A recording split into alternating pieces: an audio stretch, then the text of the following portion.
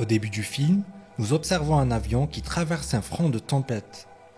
En raison des turbulences, l'avion commence à perdre de l'altitude et s'écrase directement à la surface de l'eau. Des requins commencent à tourner autour de l'épave de l'avion qui s'est écrasé au fond de la mer. En même temps, nous observons le personnage principal immergé sous l'eau. Jared travaille comme instructeur de plongée et aide les gens à profiter de la faune marine. Il n'aime pas vraiment ne pas travailler pour lui-même et rêve d'avoir plus de succès. Sam, sa fille préférée, aime également l'eau et travaille dans un aquarium avec des requins. De retour à la maison, la fille remarque que Jared prépare son plat de spécialité. Il lui avoue qu'il est en train de réparer un vieux bateau pour explorer le fond des océans. Jared est persuadé qu'il y a beaucoup de trésors à y trouver après la récente tempête. Sam n'apprécie pas vraiment un tel hobby, ni le fait que l'homme ait perdu son emploi. La conversation qui s'est transformée en baiser est interrompue par l'apparition des Bats. Possédant un grand navire et un équipage, l'homme recherche également des épaves. Bat donne à Sam la bague qu'ils ont trouvée le matin même et propose à l'homme de travailler avec lui. L'orgueilleux Jared refuse cette offre, préférant être seul. Une surprise l'attend bientôt. Son vieil ami Brice arrive aux Bahamas, qui a récupéré une autre beauté il y a 15 heures. Le gars admire le physique de Sam, puis présente Amanda à tout le monde. Brice emmène tout le monde dans une villa qu'il a louée et leur dit qu'elle est équipée d'un bateau et de 2 jet skis. Jared est aux anges, car c'est exactement ce dont il avait besoin. Amanda est stupéfaite de voir à quel point les gars sont frigants sur les jet skis et en prend une vidéo. Un peu plus tard, les héros décident de faire une halte. Jared plonge et s'amuse avec sa fille, ce qui fait tomber sa montre de sa main. Brice s'inquiète des requins, mais Sam lui dit qu'il n'attaque pas les gens. Jared enfile ses lunettes et ses palmes avec l'intention de chercher sa montre au fond de l'eau. Au lieu de cela, il fait une découverte surprenante. Jared montre aux autres le rocher et dit qu'il y a peut-être une épave quelque part.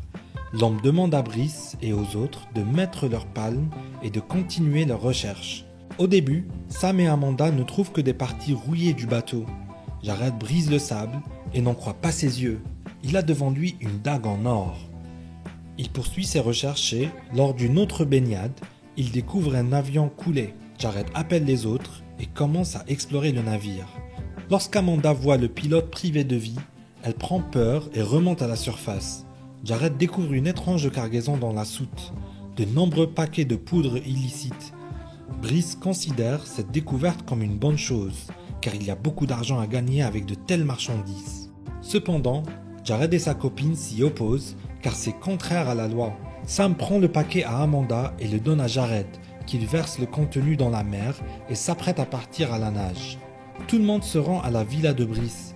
Jared leur explique que pour réclamer un bateau, il faut connaître son nom et sa route.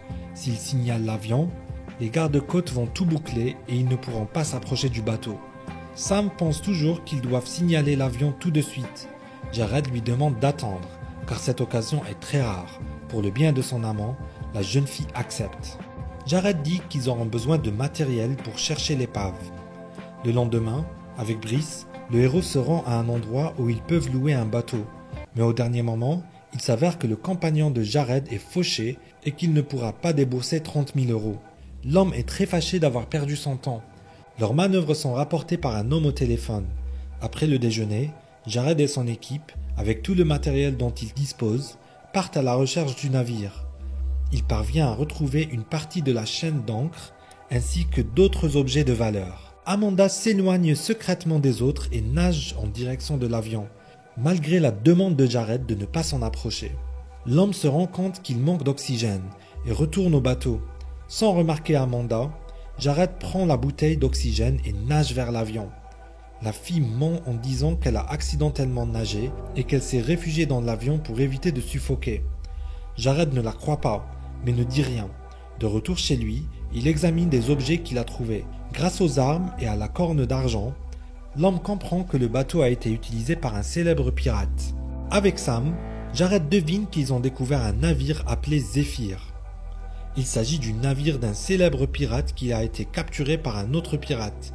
Le brigand avait également enlevé la fille de l'homme, ce qui a donné lieu à une course-poursuite. Pour s'échapper, Le pirate a coulé le navire. Jared se rend compte qu'ils doivent absolument trouver l'objet étiqueté Marshmallow. Afin de revendiquer officiellement la découverte, le lendemain, l'homme se rend à nouveau au bon endroit, mais laisse cette fois Amanda à bord. La jeune fille prend d'abord un bain de soleil inoffensif, puis se rend dans la cabine et note les coordonnées. Pendant ce temps, Jared et son partenaire découvrent une chose incroyable, un canon d'ours provenant du navire. L'homme utilise des ballons d'oxygène spacieux pour remonter la trouvaille à la surface. C'est alors qu'un bateau de police s'approche du navire. Amanda tente de détourner l'attention des hommes qui arrivent pour qu'ils ne découvrent pas ses amis. Paniqué, Brice lâche l'un des ballons, faisant tomber le canon sur son bras. Jared parvient à libérer son ami, après quoi il remonte à la surface. L'homme règle immédiatement le problème avec la patrouille, car il voit sa connaissance Roy. Jared ment en disant qu'ils ont décidé de montrer les requins à Brice et à sa copine, raison pour laquelle ils sont venus dans cet endroit. Roy demande à ses amis de reculer et s'apprête à partir à la nage. Le soir, Jared et ses amis sortent en boîte de nuit. Amanda flirte avec le propriétaire, ce qui amène Brice à se disputer avec lui. Entre-temps, Jared apprend que d'étranges personnes s'intéressent à lui. Le lendemain, il se rend à nouveau au bon endroit et s'aperçoit qu'il est suivi. Jared et Brice décident de s'occuper des types qui les suivent. En s'enfuyant, ils perdent la casquette qui indique leur appartenance à la compagnie de Bat. Jared va voir l'homme et lui demande de ne pas l'approcher, lui et ses hommes. Bat nie son implication avec ces types et dit aussi que le héros ne réussira pas à trouver le trésor car il n'a pas d'argent. L'homme retourne à la villa où Brice lui parle. L'homme pense qu'il est stupide de passer beaucoup de temps à chercher un navire sans équipement, alors qu'il y a de l'argent facile à portée de main dans l'avion. Brice tente de convaincre Jared qu'il peut vendre la marchandise une fois pour acheter l'équipement nécessaire. Sinon, pense le gars, dans 40 ans, Jared racontera à tout le monde comment il a été le premier à trouver le Zéphyr, mais qu'au bout d'un moment, Bat est venu lui voler sa gloire. Mais le héros ne répond pas à la provocation et s'en va en silence. Brice retourne à la villa et raconte à sa copine ce qui s'est passé.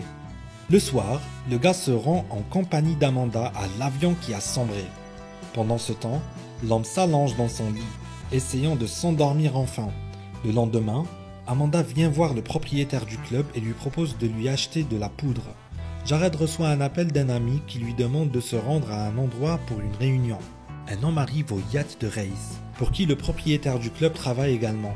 L'homme lui dit que ce sont ses biens qui se trouvent maintenant dans l'avion coulé. Reis exige que Jared descende au fond de l'eau et récupère en 12 heures tout ce qui a été englouti par la mer. Si Jared échoue, l'homme promet de faire du mal à Sam. Jared refuse car il n'a pas de bateau adéquat. Reis donne de l'argent au héros en souriant et lui demande de se dépêcher. Jared prend le bateau et se prépare à nager le soir. Sam est déçu par l'homme et dit qu'il ne participera pas à cette aventure. Jared est frustré, mais il poursuit sa mission. La première chose qu'il fait est d'utiliser le bateau pour trouver un ancien navire. Bientôt, la chance sourit à Jared et il découvre même une cloche étiquetée Zéphyr. Il examine la boîte à bijoux et se souvient des paroles de Sam, qui admire ceux qui sont capables de renoncer à un trésor par amour. Jared nage alors avec les autres jusqu'à l'avion et commence à charger les sacs de marchandises. L'homme remonte avec le premier lot pendant qu'Amanda prépare le second. La fille remarque une ombre étrange à proximité. Bientôt, Amanda est attaquée par un requin. Jared laisse tomber la marchandise et se précipite à l'hôpital. Mais les médecins ne parviennent pas à sauver la fille. Sam fait la paix avec son homme et se dispute avec Brice pour les avoir enchaînés dans cette histoire. Sur le chemin de la maison, Jared reçoit un appel du propriétaire du club. Apprenant que la marchandise n'a toujours pas été livrée, l'homme se lance à sa poursuite. Jared tente d'échapper à la poursuite, mais il se rend compte qu'il est voué à l'échec. Il se rend aux hommes de Reis et demande à Sam de l'attendre sur le quai. Au bout d'un moment, la jeune fille demande à Brice d'arrêter la voiture et se rend chez Royce. Jared tente de gagner du temps et proposer un marché. Il veut montrer le navire coulé et le trésor trouvé sur le Zéphyr comme preuve de sa valeur. Le propriétaire du club amène Jared au yacht, mais il s'avère que tous ceux qui s'y trouvent ont été massacrés. Le héros voit Bat et apprend qu'il était l'associé de Reis, mais qu'il l'a trahi. Jared tente de s'échapper du yacht et saute dans l'eau. Un petit bateau est envoyé à sa poursuite, mais l'homme parvient à tromper ses poursuivants. Roy, quant à lui, conduit Sam vers un homme qui pourrait les aider. Il s'avère que cet homme travaille également pour Bat. Jared apprend que Sam est tombé entre ses mains. L'homme exige que le héros le conduise à l'avion, où lui en donne des coordonnées. Jared fait ses bagages et nage jusqu'au yacht de Bat. L'homme lui propose de lui céder le Séphir, mais il ne croit pas à son existence. Jared, compromis, amène le bateau au bon endroit. Bat constate que la moitié de ses biens est détruite, et le héros promet d'éliminer la seconde. Après quoi, il plonge dans l'eau. Pendant ce temps, Sam se libère et piège l'un des gardes. Le second gars est éliminé par un ami de Jared. Bryce, qui détruit la marchandise, se cache lorsqu'il voit Bat et son équipe nager du navire à l'avion. Au cours de la bataille, Bryce est blessé, ce qui l'oblige à refaire surface de toute urgence. Pendant ce temps, Sam parvient à rejoindre le roof et lance un SOS au garde-côte. La jeune fille désarme également le garde en le jetant à l'eau pour qu'il soit dévoré par un requin. Pendant ce temps, Jared commence à se battre avec Bat. Après avoir temporairement immobilisé l'homme, le héros utilise une bouteille d'oxygène et s'enfuit rapidement à la nage. Dans son dos, l'avion explose en petits morceaux. Bientôt, Jared poursuit l'exploration du Zéphyr.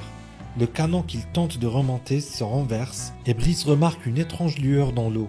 En plongeant, le gars découvre des lingots d'or. Plus de 6 milliards de dollars reposent actuellement dans les océans du monde, attendant d'être découverts. C'est la fin du film. Merci à tous d'avoir regardé ce film jusqu'au bout. Donnez un like à cette vidéo, écrivez dans les commentaires ce que vous pensez de ce film. Et rendez-vous dans les nouvelles vidéos.